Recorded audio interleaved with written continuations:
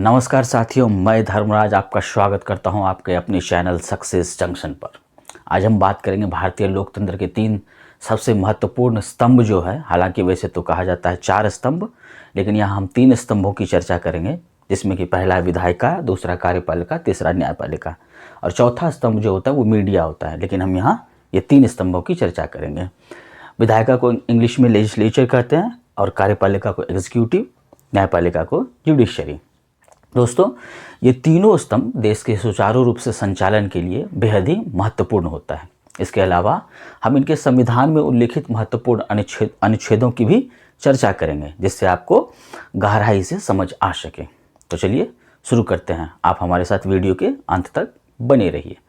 तो सबसे पहले विधायिका को देखते हैं। विधायिका में हम देखेंगे कि इसका मतलब 4 भागों में बांटकर इस सारे टॉपिक को समझेंगे, जिसमें कि पहला है परिचय, दूसरा है संरचना, तीसरा प्रमुख अनुच्छेद और चौथा है इसके कार्य। तो शुरू करते हैं विधायिका के विषय में। विधायिका क्या है? विधायिका क्या है? तो अगर एक शब्दों में कहा जाए, मतलब एक वाक्य में, तो कानून बनाने वाली संस्था को विधायिका कहते हैं। तो इसके परिचय में हम लिखेंगे विधायिका वह संस्था है जो देश के लिए कानून बनाती है, साथ ही यह संसद और राज्य विधानमंडल के रूप में होती है। तो संसद और राज्य विधानमंडल के रूप में यह विधायिका होती है। ठीक है। तो इसकी संरचना में हम देखते हैं कि विधायिका मुख्य रूप से 2 स्तरों पर कार्य करती है। क्या क्या? संसद के रूप में कार्य करती है और राज्य में राज्य विधानमंडल के रूप में कार्य करती है। संसद में क्या होता है? संसद 2 भागों में बटा होता है, लोकसभा और राज्यसभा। लोकसभा को लोअर हाउस कहते हैं और राज्यसभा को अपर हाउस कहते हैं। तो संविधान में जो है अनुच्छेद 81 जो है वो कहता है लोकसभा की संरचना के विषय में, और वहीं अनुच्छेद 80 जो है वो कहता है राज्यसभा की संरचना के विषय में जो प्रावधान है। तो अनुच्छेद 80 याद रखेंगे राज्यसभा, अनुच्छेद 81 लोकसभा। ये अपर हाउस होता है, राज्यसभा को अपर हाउस कहते हैं। वहीं हम देखते हैं कि संसद में जो है अनुच्छेद 79 से 122 तक जो है वो संसदीय विधि व्यवस्था की और संरचना की बात कही गई है। वहीं हम राज्यसभा में देखते हैं, जिसको कि इंग्लिश में स्टेट लेजिस्लेचर कहते हैं। ये जो है अनुच्छेद 168 से 212 तक इसका जिक्र किया गया है। वहीं राज्य विधानमंडल 2 भागों में बटा होता है, एक विधानसभा और दूसरा विधान परिषद। विधानसभा को लेजिस्लेटिव असेंबली इंग्लिश में कहते हैं और विधान परिषद को लेजिस्लेटिव काउंसिल कहते हैं। अनुच्छेद 170 जो है वो विधानसभा की संरचना की बात करता है, वहीं अनुच्छेद 171 जो है वो विधान परिषद की संरचना की बात करता है। कई कई राज्यों में विधान परिषद नहीं होते हैं। तो किन किन राज्यों में विधान परिषद है आपको ये जानना चाहिए, जिसमें पहला है आंध्र प्रदेश, दूसरा है तेलंगाना, तीसरा है बिहार, चौथा कर्नाटक, 5वां महाराष्ट्र और 6ठा उत्तर प्रदेश। यानी 6 राज्यों में विधान परिषद की व्यवस्था है। बाकी अन्य राज्यों में विधान परिषद नहीं होते हैं। तो आप एक बार फिर से याद रख लें, ये एग्जाम में पूछा जाता है कि कितने राज्यों में विधान परिषद की व्यवस्था है। तो 6 राज्यों में, पहला आंध्र प्रदेश, दूसरा तेलंगाना, तीसरा बिहार, चौथा कर्नाटक, 5वां महाराष्ट्र और 6ठा उत्तर प्रदेश। तो ये बात होगी विधान परिषद की। अब हम लोकसभा के विषय में थोड़ा जान लेते हैं। इसको मैं मिटा दे रहा हूँ। इस तालिका को अगर आप लिखना चाहें तो वीडियो पॉज करके लिख सकते हैं।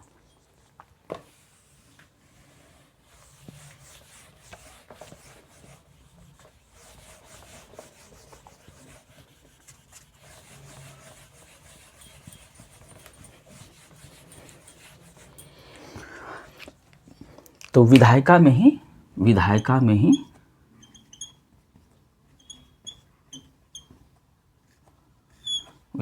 ही हम संसद में जो है लोकसभा और राज्यसभा, इसके विषय में जान ले रहे हैं।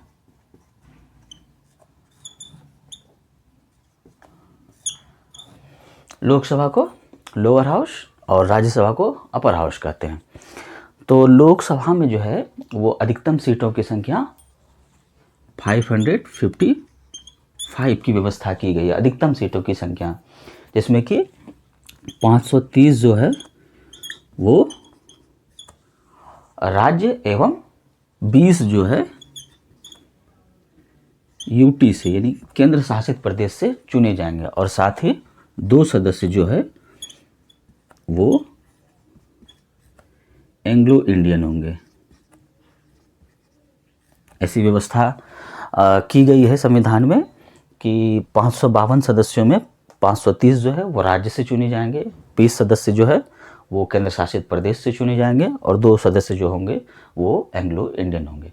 लेकिन वर्तमान में जो है, वर्तमान में क्या व्यवस्था है, वर्तमान में देखें तो 545 सीटों के लिए ही निर्वाचन होता है। कितने सीटों के लिए? 545, जिसमें कि 530 जो है वो राज्य के लिए है, 530 राज्य के लिए है, और 13 जो है वो सीटें जो है यूटी के लिए यानी केंद्र शासित प्रदेश के लिए, और 2 एंग्लो इंडियन। तो 2 जो है एंग्लो इंडियन है।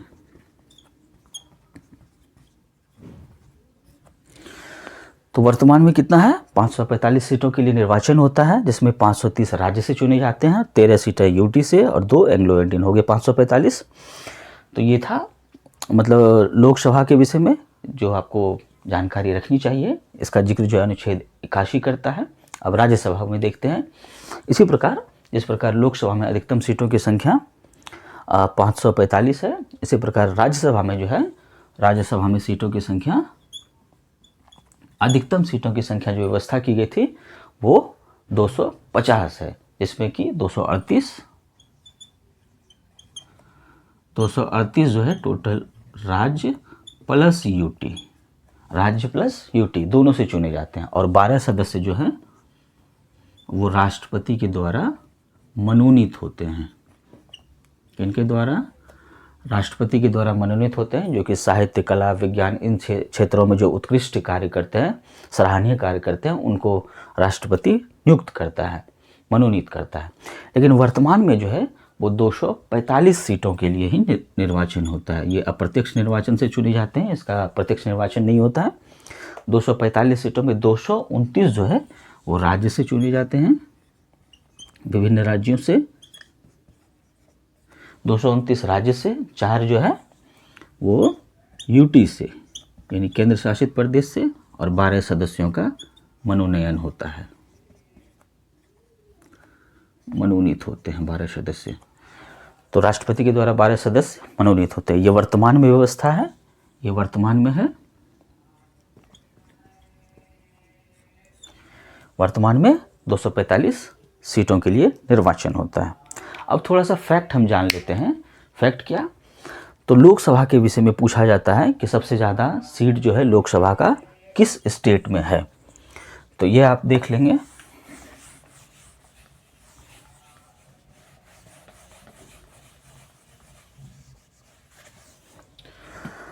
लोकसभा में सबसे ज़्यादा सीट जो है किस राज्य से है, तो इसमें जो है उत्तर प्रदेश, उत्तर प्रदेश याद रखेंगे। उत्तर प्रदेश में कितनी सीटें हैं ये भी पूछ लिया जाता है। तो 80 सीट, लोकसभा की 80 सीटें उत्तर प्रदेश से है। वहीं महाराष्ट्र और पश्चिम बंगाल, महाराष्ट्र से, उसके बाद दूसरा में आता है महाराष्ट्र जिसमें कि 48 सीट है, और फिर पश्चिम बंगाल, पश्चिम बंगाल से कितना है 42 सीट, पश्चिम बंगाल से कितना 42 सीट। फिर तीसरे नंबर पे आता है बिहार, हमारा और आपका अपना बिहार, जिसमें कि 40 सीटों की व्यवस्था की गई है। उत्तर प्रदेश में 80, महाराष्ट्र में 48, पश्चिम बंगाल में 42 और बिहार में 40। ये 4 महत्वपूर्ण है, आपको याद रखना है। वहीं राज्यसभा में सीटों की संख्या किस राज्य में कितना है, तो इसमें भी उत्तर प्रदेश से जो है सबसे ज़्यादा है। जिस क्रम में यहाँ है उसी क्रम में वहाँ भी है, जिसमें कि उत्तर प्रदेश में 31 सीट है, वहीं महाराष्ट्र में 19 सीट है। उत्तर प्रदेश में कितना 31, महाराष्ट्र में 19, पश्चिम बंगाल में 16, बिहार में भी 16। तो पश्चिम बंगाल 16 सीट और बिहार में भी 16 सीट। तो आप ये याद रखेंगे, एग्ज़ाम में पूछा जाता है, इस वजह से मैंने ये आंकड़ा यहाँ दे रखा है। इस चीज़ को आप नोट कर लेंगे। अब हम देखते हैं कि प्रमुख अनुच्छेद जो कि विधायिका में कौन कौन से हैं वो आपको याद रखने चाहिए, उसकी हम चर्चा कर लेते हैं। इसको आप लिख सकते हैं। अभी हम विधायिका ही कर रहे हैं। तो विधायिका में प्रमुख अनुच्छेद कौन कौन से हैं जो आपको याद रखने चाहिए? 79, 80, 81, उसके बाद 110 से उसके बाद फिर 123 यानी 123 और उसके बाद 368। अब ये कहता क्या है?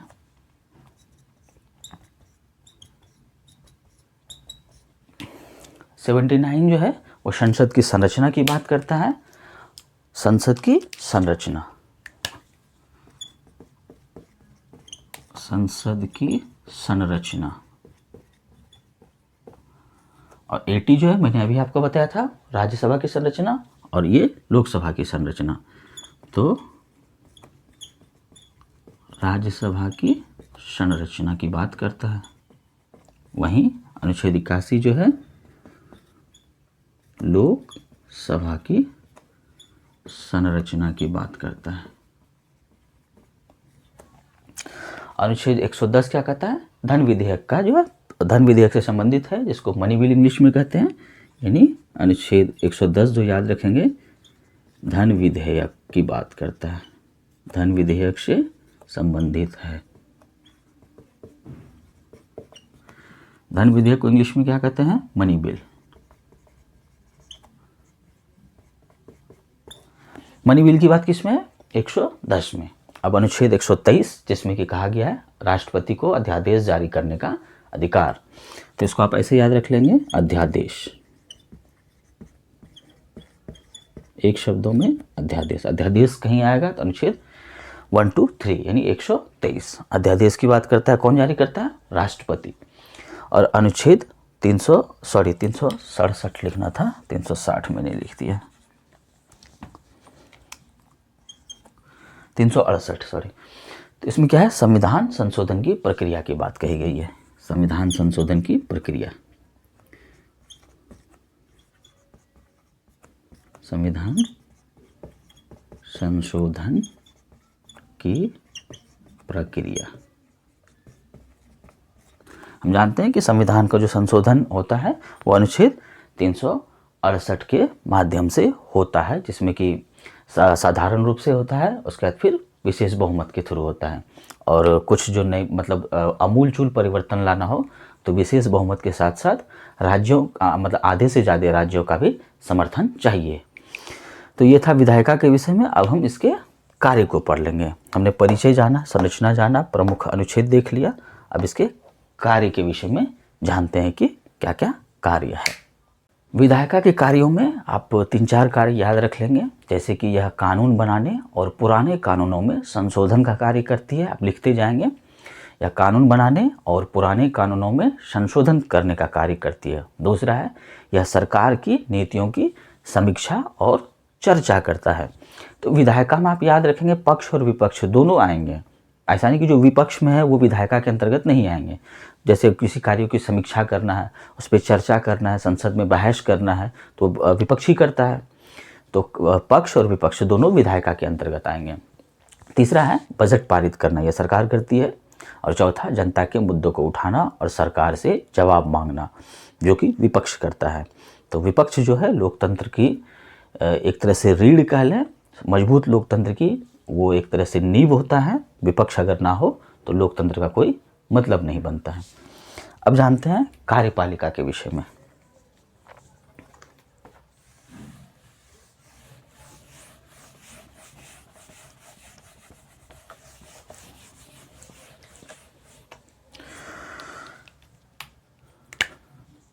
कार्यपालिका,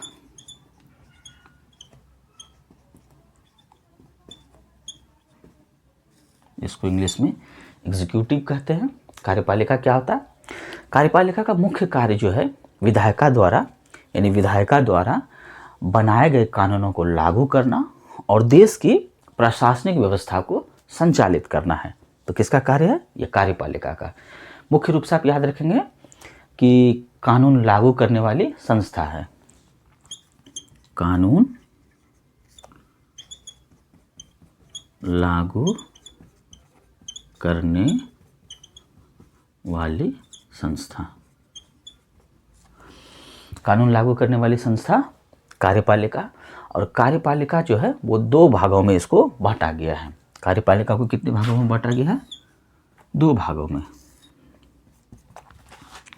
पहला क्या है? राजनीतिक कार्यपालिका, या इसको कहले अस्थायी कार्यपालिका। अस्थायी कार्यपालिका, या इसको राजनीतिक कार्यपालिका भी कहा जाता है, क्योंकि ये राजनीति से संबंधित होती है। राजनीतिक कार्यपालिका। और यहाँ जो है ये स्थायी कार्यपालिका, स्थायी कार्यपालिका।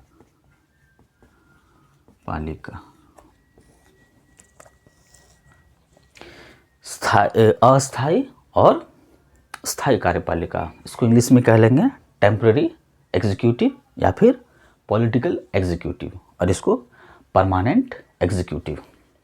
क्या होता है अस्थायी कार्यपालिका? दरअसल जिसका चुनाव, जैसे अस्थायी कार्यपालिका में कौन कौन आते हैं? राष्ट्रपति, प्रधानमंत्री, मंत्रिपरिषद। तो ये जो है अस्थायी कार्यपालिका या राजनीतिक कार्यपालिका में आते हैं। राष्ट्रपति,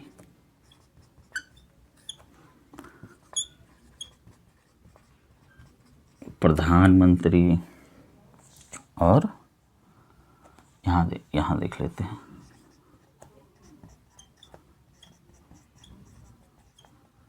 दिख रहा होगा आपको, मंत्रिपरिषद।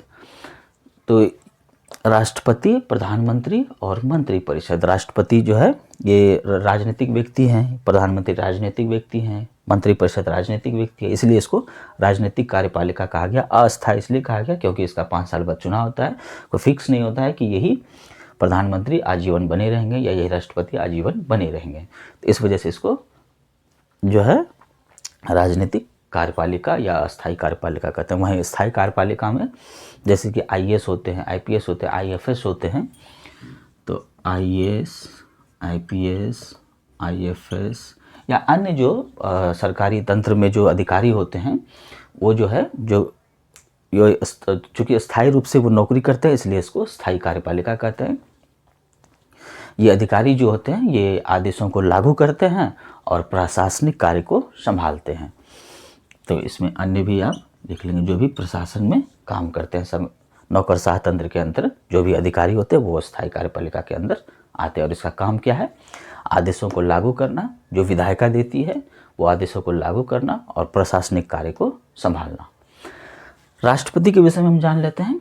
इसका जो जिक्र है अनुच्छेद 52 से 78 के बीच में किया गया है। वहीं प्रधानमंत्री जो है इसका जिक्र जो है अनुच्छेद 75 में किया गया है। अनुच्छेद 75 में क्या कहा गया है कि राष्ट्रपति जो है वो नियुक्त करेंगे प्रधानमंत्री को, तथा इनके द्वारा जो सुझाए गए हैं मंत्री या इन प्रधानमंत्री की सलाह पर अन्य मंत्रियों की नियुक्ति कौन करते हैं? राष्ट्रपति। तो शपथ लेना होता है राष्ट्रपति के समक्ष प्रधानमंत्री को। मंत्रिपरिषद जो है अनुच्छेद 74 से 78 में मंत्रिपरिषद की बात कही गई है। अनुच्छेद 76 आप जानते हैं, अनुच्छेद 76 महान्यायवादी, अनुच्छेद 76 महान्यायवादी की चर्चा है, ये पूछा जाता है प्रायः एग्जाम में अनुच्छेद 76। और अनुच्छेद 74 में जो है आप ये अनुच्छेद 74 में आप देखें कि राष्ट्रपति के सहायता एवं सलाह के लिए मंत्रिपरिषद होगा, ऐसा बात अनुच्छेद 74 कहता है। तो मंत्रिपरिषद के विषय में आप जान लेंगे।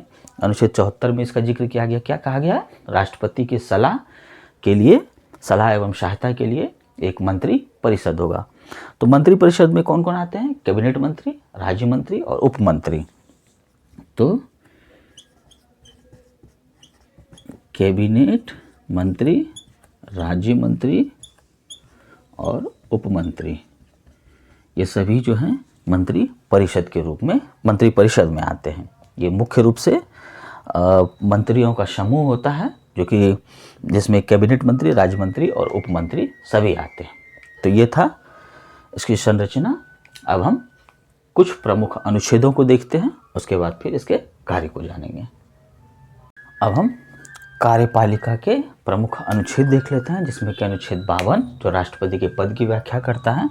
अनुच्छेद 52 पद की व्याख्या करता है किसके? राष्ट्रपति के। अनुच्छेद 52 राष्ट्रपति के पद की व्याख्या करता है। अनुच्छेद 53 है कार्यपालिका शक्ति राष्ट्रपति में निहित होगी, ऐसा बात अनुच्छेद 53 कहता है। तो कार्यपालिका की शक्ति, कार्यपालिका शक्ति राष्ट्रपति में निहित होगी। अनुच्छेद 53 क्या कहता है? कार्यपालिका की शक्ति जो है राष्ट्रपति में निहित होगी। अनुच्छेद 74 अब देख लेते हैं, जिसमें कि राष्ट्रपति को जो है प्रधानमंत्री एवं मंत्रिपरिषद की सलाह लेने की बात कही गई है। तो अनुच्छेद 74 राष्ट्रपति जो है प्रधानमंत्री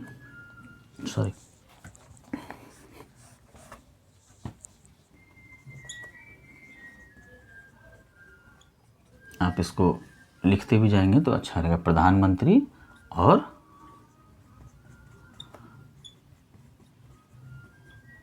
मंत्रिपरिषद, इन दोनों से सलाह लेना अनिवार्य होगा, ऐसा अनुच्छेद 74 कहता है।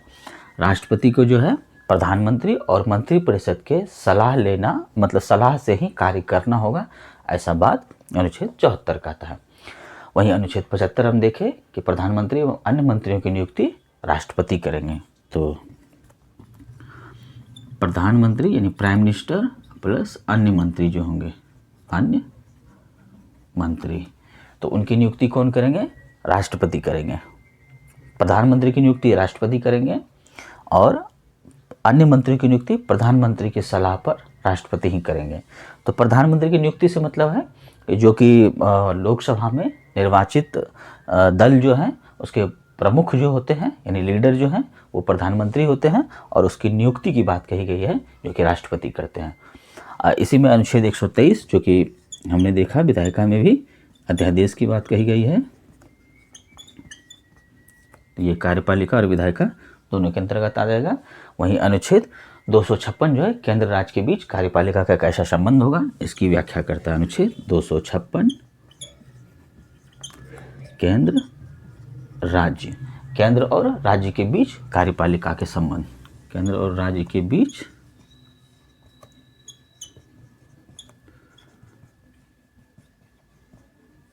कार्यपालिका संबंध। यह हमने देखा कि कार्यपालिका के प्रमुख अनुच्छेद। अब हम देखते हैं कि कार्य। तो कार्यपालिका का क्या काम होता है? ये जो है कानून को लागू करना और प्रशासन चलाना। मुख्य रूप से आप याद रखेंगे कार्यपालिका, अगर कहीं कन्फ्यूजन होता है तो याद रखेंगे कानून को लागू करना और प्रशासन को चलाना, जिसमें कि प्रशासन जो है आपने देखा IAS IPS जो स्थायी कार्यपालिका है वो ये काम करती है। साथ ही देश की सुरक्षा और विदेश नीति को संभालना ये राजनीतिक कार्यपालिका करती है। 2 विभागों में हमने देखा था। वहीं विकास योजनाओं एवं कल्याणकारी योजनाओं को लागू करना भी कार्यपालिका का काम है। और अंतिम है जनता की समस्या का समाधान करना। तो ये था कार्यपालिका। अब हम देखते हैं न्यायपालिका, जिसको इंग्लिश में जुडिशरी कहते हैं। उम्मीद करता हूँ आप लोगों को समझ में आ रहा होगा।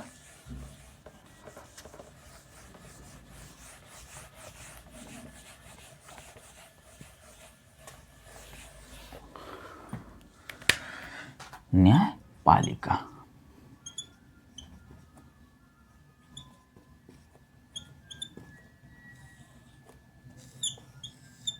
आइए न्यायपालिका के विषय में जानते हैं। अगर इसके परिचय की बात करें तो न्यायपालिका का जो है काम न्याय प्रदान करना और कानून की व्याख्या करना।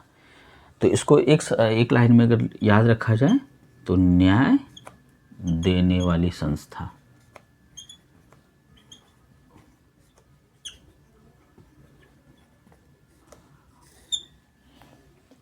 तो इसका काम क्या होता है? न्यायपालिका का जो काम होता है न्याय प्रदान करना और कानून की व्याख्या करना। साथ ही यह सुनिश्चित करता है कि विधायिका और कार्यपालिका अपने अधिकारों का दुरुपयोग ना करे। तो विधायिका और कार्यपालिका अपने अधिकारों का दुरुपयोग ना करे, ये देखना किसका काम है? न्यायपालिका का काम। इसकी संरचना की बात करें तो भारतीय न्यायपालिका को 3 भागों में बांटा गया है। कितने भागों में? 3 भागों में बांटा गया है। पहला जो है वो सुप्रीम कोर्ट है, यानी उच्चतम न्यायालय।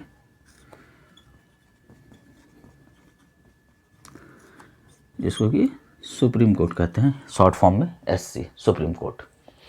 और दूसरा है उच्च न्यायालय। उच्च न्यायालय इसको इंग्लिश में कहते हैं हाई कोर्ट, और इसका शॉर्ट फॉर्म लिखते हैं HC, यानी हाई कोर्ट। और तीसरा है जिला और निचली अदालतें। जिला और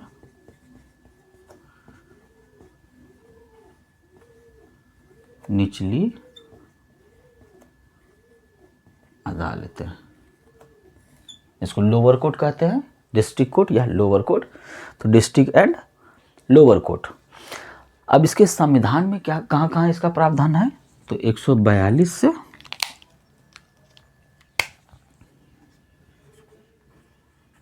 संविधान में उच्चतम न्यायालय की व्याख्या कहाँ है? 124 से है ना, 124 से 147, 124 से 147। यहाँ उच्चतम न्यायालय के प्रमुख प्रावधान है, जिसमें कि उसकी संरचना, उसके कार्य, फिर न्यायाधीशों का वेतन भत्ता, ये सब भी है। तो 124 से 147। वहीं उच्च न्यायालय का क्या है? 214 से 231। 214 से 231। आप टेंशन ना लें, एक दिन मैं एक वीडियो बनाऊंगा जिसमें कि प्रमुख अनुच्छेद जो है टोटल उसके विषय में वो वीडियो रहेगा। तो यहाँ आपको याद रखना उच्चतम न्यायालय किस में है? तो 214 से 231। फिर जो है जिला और निचली अदालतों की बात जो की गई है वो 233 से 237।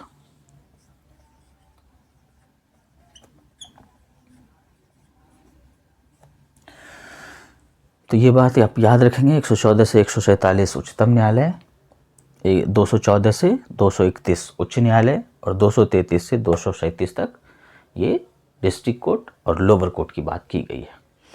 अब इसी में हम इसकी संरचना देख लिया। अब इसका प्रमुख अनुच्छेद जो है उसको देखते हैं। इसको आप नोट करना चाहें तो कर लें, वीडियो पॉज करके आप नोट कर लेंगे। अगर प्रमुख अनुच्छेदों की बात करें तो पहला 124, जिसमें कि सुप्रीम कोर्ट की स्थापना की बात करता है। 124 सुप्रीम कोर्ट की स्थापना। 124 सुप्रीम कोर्ट की स्थापना यानी उच्चतम न्यायालय की स्थापना। वहीं 125 जो है सुप्रीम कोर्ट के न्यायाधीशों का वेतन जो है उसकी बात करता है। सुप्रीम कोर्ट के न्यायाधीशों का वेतन। तो न्यायाधीशों का वेतन अगर आएगा तो 125। वहीं 126 जो है वो कार्यवाहक मुख्य न्यायाधीश की नियुक्ति की बात करता है। 126 क्या है? कार्यवाहक मुख्य न्यायाधीश। ये वर्ड आप याद रखेंगे, कार्यवाहक, एडहॉक जज जिसको कहते हैं इंग्लिश में, कार्यवाहक, chief justice of India, CJI, chief justice of India. इसको शॉर्ट फॉर्म में लिखते हैं। मुख्य न्यायाधीश जो होते हैं, मतलब अगर जो सुप्रीम कोर्ट के मुख्य न्यायाधीश हैं वो अगर छुट्टी पर रहे हैं या फिर किसी वजह से वो नहीं एब्सेंट हैं तो कार्यवाहक मुख्य न्यायाधीश के रूप में जो है काम को उसका जो वरिष्ठतम न्यायाधीश है वो आ जाते हैं, वो करते हैं। तो उसकी चर्चा कहाँ की गई है? अनुच्छेद 126 में। अब देखते हैं अनुच्छेद 136 क्या कहता है? विशेष अनुमति याचिका। अनुच्छेद 136 विशेष अनुमति याचिका जो दायर करते हैं आप सुप्रीम कोर्ट में, उसकी व्याख्या की गई है, जिसको इंग्लिश में स्पेशल लीव पिटीशन कहते हैं। अब अनुच्छेद 141 देखते हैं। सुप्रीम कोर्ट के निर्णय सभी निचली अदालतों में बाध्यकारी होंगे। इसकी बात करता है अनुच्छेद 141। आप लिख लें कि सुप्रीम कोर्ट के निर्णय जो हैं, सुप्रीम कोर्ट के निर्णय सभी निचली अदालतों में बाध्यकारी होंगे। इसका क्या मतलब होता है बाध्यकारी का? मतलब सुप्रीम कोर्ट के निर्णय जो हैं वो निचली अदालतों को, चाहे हाई कोर्ट हो या डिस्ट्रिक्ट कोर्ट हो या लोअर कोर्ट हो, इसको मानना ही मानना होगा।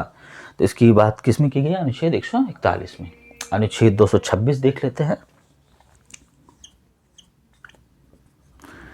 इसमें जो है क्या कहा गया कि हाई कोर्ट जो है वो रीट जो जारी करती है, तो उसकी व्याख्या की गई है 226 में। हाई कोर्ट के रीट का अधिकार,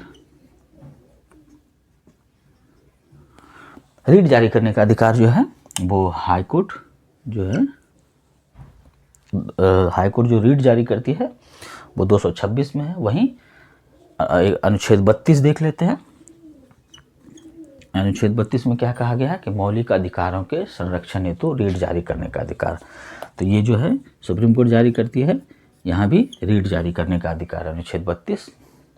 आइए हम न्यायपालिका के कार्य को देखते हैं। तो कार्य में आप इसमें भी 3-4 पॉइंट याद रखेंगे। पहला है कि नागरिकों को न्याय प्रदान करना, यह न्यायपालिका का काम होता है। कानूनों की व्याख्या करना, फिर सरकार या व्यक्तियों द्वारा किए गए अनुचित कार्यों पर नियंत्रण करना।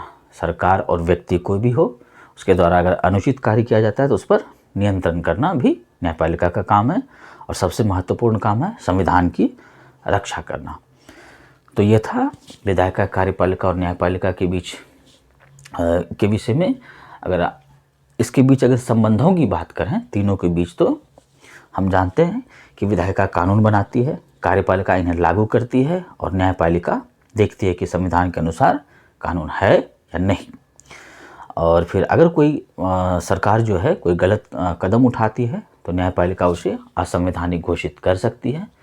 और तीसरा देखें तो कार्यपालिका विधायिका के प्रति उत्तरदायी होती है और विधायिका जो है, विधायिका का कार्य न्यायपालिका के न्यायिक समीक्षा के दायरे में आता है। तो कार्यपालिका जो है विधायिका के प्रति उत्तरदायी होती है और विधायिका जो है वो न्यायपालिका के न्यायिक समीक्षा के दायरे में आता है। तो ये तीनों के बीच संबंध था। तो हमने देख लिया विधायिका, कार्यपालिका, न्यायपालिका। उम्मीद करता हूँ आपको ये समझ में आया होगा।